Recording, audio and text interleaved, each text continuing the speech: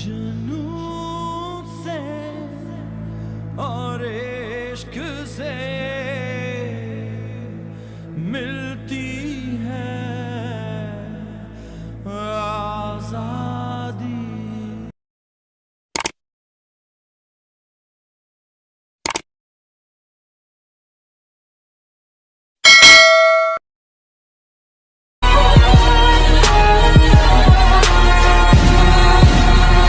बिस्मिल्लाहिर्रहमानिर्रहीम, अस्सलाम वालेकुम।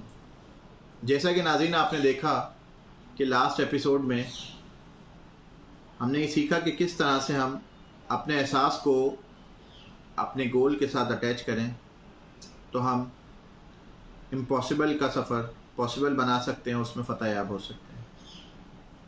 अब हम जिस रूल को डिस्कस करने जा रहे हैं उस रूल में हम ये सीखेंगे कि किस तरह से मज़ीद हम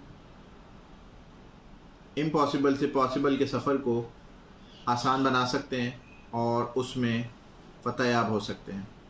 फिफ्थ रूल जो हमारे पास है वह है reach for a inner conviction.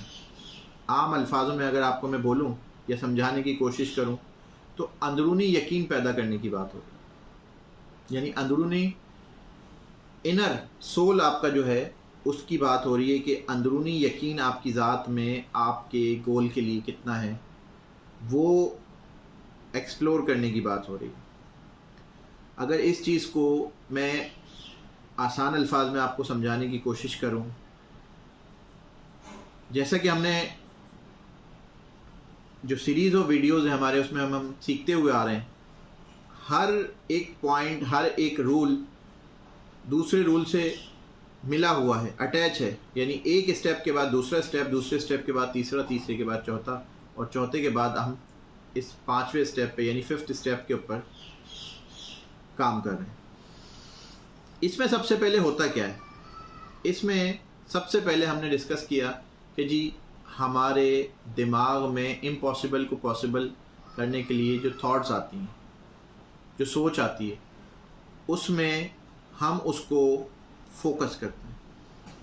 यानी जो सोच आई हमारे दिमाग में, हमने उस सोच को फोकस किया।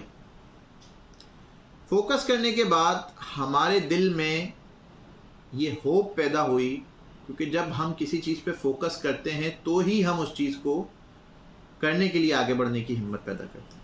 जब हम उस चीज़ को फोकस किया तो हमारे दिल में एक होप पैदा होती है कि जी मैं ये काम कर सकता हूँ। आया मुश्किल ज़रूर है लेकिन मैं ये काम कर सकता हूँ, क्योंकि हम प्रीवियस तमाम रूल्स पे ये डिस्कस करते हुए आ रहे हैं कि हम किस तरह से स्टेप बाय स्टेप आगे बढ़ते हुए रूल को फॉलो कर रहे हैं। तो हमने फोकस किया, फोकस से हमें होप मिली।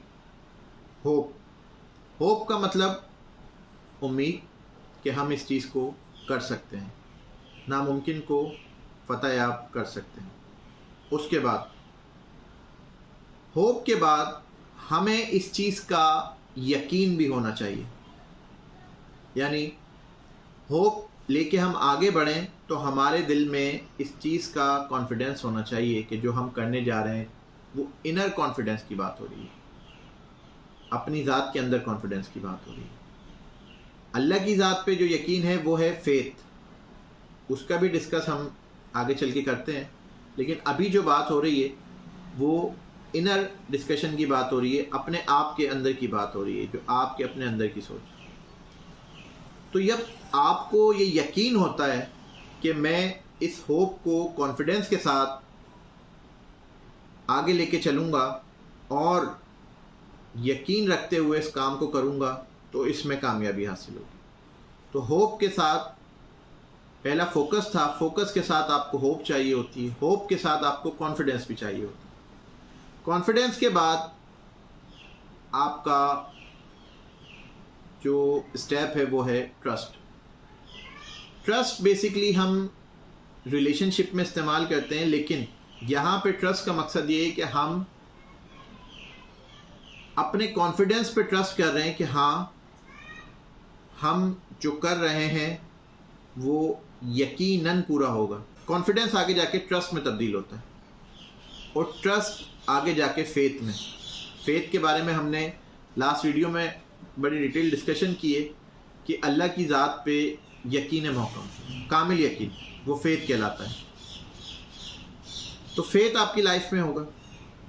ट्रस्ट के बाद वो फेस आएगा कि आपका जो इम्पॉसिबल है और पॉसिबल की तरफ जाने के लिए वो फेथ में कन्वर्ट हो जाएगा, यानी यकीन में, अल्लाह की ज़ात पे आपका यकीन है। और उसके बाद फिर आपका नोइंग हो जाए।